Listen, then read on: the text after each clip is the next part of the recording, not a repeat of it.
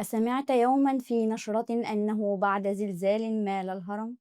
أسمعت بعد كل مهمة أن شعب مصر وإن اهتز انقسم؟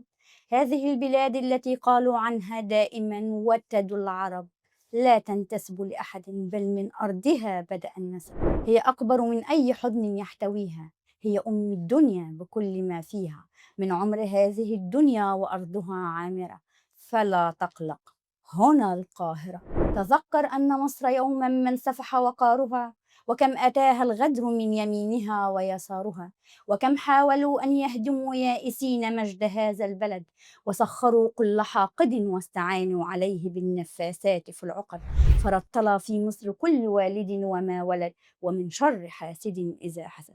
ودائما ما تنتصر هذه الشعوب الثائرة وتتلو بيان رقم واحد: لا تقلقوا، هنا هنا القاهرة. مصر التي كانت نخلة عند العواصف، مصر التي أرادوها خائفة فكانت ملاذا لكل خائف، مصر التي ديدنها أن تكون كتف لكل شقيق وجار، ترسم بحنكة سياستها فلا تغضب، ومهما جرها خصم لدائرة الوحل لا تذهب، مصر التي تعرف كيف تكون كل الجد مع خصمها حين يظنها تلعب، مصر التي تتأنى فلا تقامر، مصر التي تسعى في الخير لأشقائها وتبادر، فتسمع حين تشتد الأزمات وتضيق الدائرة: أنجدونا يا أبناء النيل بمبادرة، فيجيء الرد بحزم وعزم: لا تقلقوا، هنا القاهرة.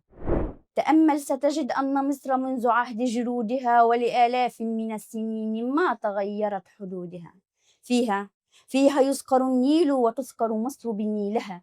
أيظن واهما أن يفكر بامتلاكه ناصية القرار حتى يبيع؟ أتظن أن مصريا رضع الكرامة سيسكت عن حقه إذا ما رأى حقه هذا يضيع؟